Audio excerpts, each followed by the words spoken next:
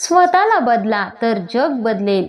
बदल हा निसर्गाचाच नियम आहे. बघा, जी मोठी मोठी झाडं असतात त्यांची पाने पिकल्यानंतर गळून पडतात आणि त्यानंतरच नवीन पालवी यायला सुरुवात होते. हा निसर्गाचाच नियम आहे.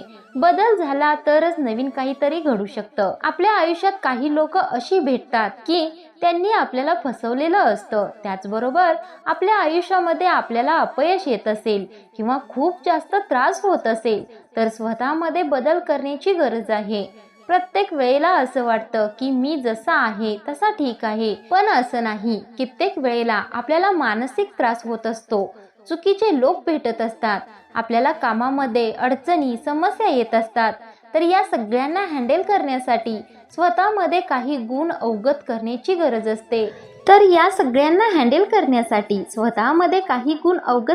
गरज असते. आयुष्यामध्ये नेहमी आनंदी राहायचं असेल तर आपल्याला त्रास देणाऱ्या लोकांना भाव न देता आयुष्यात पुढे चालत राहण्यासाठी स्वतःमध्ये बदल करणे अतिशय गरजेचे असते. प्रत्येकाला असे वाटत असते की आपले बोलणे, वागणे, काम करण्याची पद्धत एकदम करेक्ट आहे, माझ्यामध्ये बदल करण्याची काहीच गरज नाही. पण हा आत्मविश्वास जास्त असणे चुकीचे आहे. कारण वेळ बदलते, मग आपण स्वतःला का नाही बदलायचं? आपल्या आयुष्यामध्ये सतत त्रास होत असेल, प्रत्येक गोष्ट मनाविरुद्ध घडत असेल, प्रत्येक पावलावर आपल्याला ठेच लागत असेल तर स्वतःमध्ये बदल करण्याची किंवा आपला मार्ग बदलण्याची आपल्याला गरज असते. उदाहरण घ्या, आपल्याला एखादी व्यक्ती त्रास देत असेल आणि आपण त्या व्यक्तीला कितीही समजावून सांगितलं तरीही ती व्यक्ती सुधारत नसेल तर त्या व्यक्तीचा नाद सोडा आणि स्वतःमध्ये बदल करून घ्या. तर स्वतःमध्ये बदल करणं म्हणजे नेमकं काय करणं तेच आपण या व्हिडिओमध्ये पाहूया. असे कोणते गुण आहेत जे आपण स्वतःमध्ये अवगत केले तर आपण नेहमी आनंदी राहू शकू, तेच आपण या व्हिडिओमध्ये पाहूया. पहिलाच मुद्दा म्हणजे तुमचा दृष्टिकोन बदला. या दगदगीच्या काळामध्ये आनंदी राहायचं असेल, सुखी राहायचं असेल तर आपला दृष्टिकोन नेहमी सकारात्मक आणि चांगला ठेवला पाहिजे. आपण ज्या नजरेने जग पाहतो त्याच पद्धतीने आपल्याला ते दिसत असते.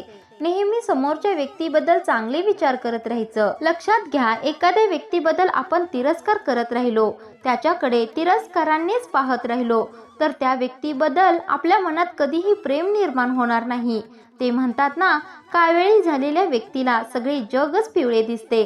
तसेच काहीतरी आपला जसा दृष्टिकोन असतो तसेच आपल्याला सभोवतालचे जग दिसत असते. म्हणून आपल्याला आनंदी राहायचं असेल तर आपला दृष्टिकोन नेहमी आनंदी, सकारात्मक ठेवला पाहिजे. 2. सकारात्मक विचार करा. सकारात्मक विचार ही आनंदाची गुरुकिल्ली आहे.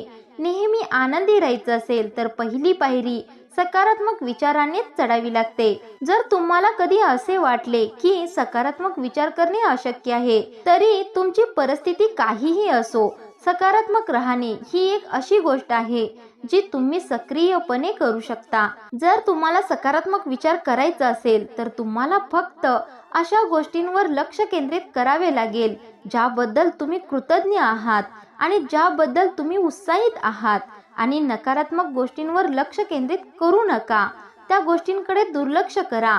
जर तुम्ही तुमच्या आयुष्यातील चांगल्या गोष्टींबद्दल बोलण्यावर आणि विचार करण्यावर लक्ष केंद्रित केले तर तुम्ही नेहमी सकारात्मक राहाल आणि साहजिकच तुमचे हे सकारात्मक बोलणे, वागणे तुमच्या आयुष्यात आनंद निर्माण करेल. 3. वर्तमानात जगा. स्वतःला आनंदी ठेवण्याचा एक मार्ग म्हणजे भूतकाळ आणि भविष्य काळाबद्दल काळजी करण्याऐवजी तुमच्या समोर असलेल्या जगावर लक्ष केंद्रित करा. जरी भूतकाळातील चुका विसरणे किंवा भविष्य काळातील चिंता करणे थांबवणे नेहमी सोपे नसते, परंतु तुम्ही वर्तमानातील क्षणावर लक्ष केंद्रित करण्याची सवय जितकी जास्त लावाल तितकेच तुम्ही स्वतःला आनंदी ठेवू शकाल. घडून गेलेल्या गोष्टींचा आता विचार करून आपण त्या गोष्टी बदलू शकत नाही. आपण त्या गोष्टींचा विचार करून आपला वर्तमान खराब करत असतो आणि याचा परिणाम आपल्या भविष्यावर देखील होत असतो. त्यामुळे झाल्या गेल्या गोष्टी विसरा आणि वर्तमानात जगायला शिका. भविष्याबद्दल काळजी करण्यासाठी किंवा भूतकाळाची भीती बाळगण्यासाठी तुम्ही दररोज एक निश्चित वेळ देऊ शकता. भविष्याबद्दलची काळजी आणि भूतकाळाची भीती बाळगण्याची काहीच गरज नाही. जर नेहमी आनंदी राहायचं असेल तर हे सगळे विचार बाजूला ठेवले पाहिजेत. जर या वर्तमान काळात तुम्ही चांगले कर्म करत राहिलात तर भविष्यात तुम्हाला त्याचे फळ नक्कीच चांगले मिळेल. 4. तुमच्याकडे जे काही आहे त्याबद्दल कृतज्ञ राहा. अलीकडे जास्त गोष्टींचा हावभाव केल्याने किंवा अपेक्षा जास्त केल्यानेच आनंद गमावला आहे. समाधान काय आहे ते कळतच नाही. आपल्याकडे जे काही आहे त्यामध्ये आनंद, समाधान शोधणे अतिशय गरजेचे आहे. स्वतःला आनंदी ठेवण्याचा आणखी एक मार्ग म्हणजे कृतज्ञतेला प्राधान्य द्या. कागदाचा एक तुकडा घेऊन बसा आणि ज्या गोष्टींसाठी तुम्ही कृतज्ञ आहात त्या सर्व लिहा. स्वतःला सांगा की तुम्ही एक पान भरेपर्यंत लिहिणे थांबवायचं नाही. या गोष्टी मोठ्याने वाचण्यासाठी वेळ काढा आणि तुमच्या आयुष्यातील सर्व आनंद आणि आनंदाबद्दल खरोखर कृतज्ञ राहा. तुम्ही तुमच्या आरोग्यासारख्या महत्त्वाच्या गोष्टींसाठी तसेच रस्त्यावरील तुमच्या आवडत्या कॅफेमधील स्वादिष्ट कॉफीसारख्या सोप्या गोष्टींसाठी कृतज्ञ राहू शकता. अगदी लहान लहान गोष्टींसाठी तुम्ही परमेश्वराचे धन्यवाद माना. निसर्ग आपल्याला जे काही देत आहे ते खूप जास्त आहे असे मनाला सांगा. बघा, आपण जसे विचार करत असतो तसेच घडत असतो. आपल्याकडे जे काही आहे ते जास्त आहे असे समजा आणि पुढे चला. 5. ध्येय निश्चित करा आणि ती पूर्ण करा. रोज तीच कामं करून, रोजचे तेच रुटीन करून कधीही कोणीही आनंदी राहू शकत नाही. आपल्याला रोज काहीतरी नवीन शिकणे गरजेचे आहे. त्यासाठी आपल्या जीवनात आपले स्वप्न, ध्येय असणे गरजेचे आहे.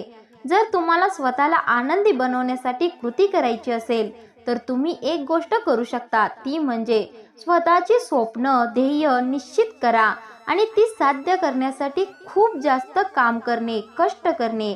यामुळे तुम्हाला उद्देशाची जाणीव होईल आणि तुमची प्रेरणा वाढेल आणि तुम्हाला आनंद मिळणे अगदी सोपे होईल. मोठी ध्येय गाठण्यासाठी छोटी छोटी ध्येय ठेवल्याने तुमच्या अंतिम ध्येयापर्यंत पोहोचण्याच्या मार्गावर तुम्हाला अधिक आनंद वाटेल. आता बघा, जर तुम्हाला असे वाटत असेल की तुम्ही अंतिम ध्येय गाठले तरच आनंदी व्हाल तर मात्र तुम्ही आनंदी राहू शकणार नाही, तुम्ही दुःखीच व्हाल. तुमच्या ध्येयाची यादी बनवा आणि ती साध्य करताना ती पूर्ण करा. यामुळे तुम्हाला अधिक आनंदी आणि समाधानी वाटेल. सुरुवातीला स्वतःसाठी सोपी छोटी ध्येय निश्चित करण्यात काहीही गैर नाही. सुरुवात छोट्या ध्येयापासून, छोट्या स्वप्नापासून करा. ही छोटी स्वप्न, छोटी ध्येय तुम्हाला पुढे जाण्यासाठी प्रेरित करत असतात. 6. मित्रांनो, स्वतःचा विचार करा. तुम्ही स्वतःला आनंदी ठेवू शकत नाही याचे एक कारण म्हणजे तुम्ही नेहमीच इतरांना स्वतःपेक्षा पुढे ठेवता.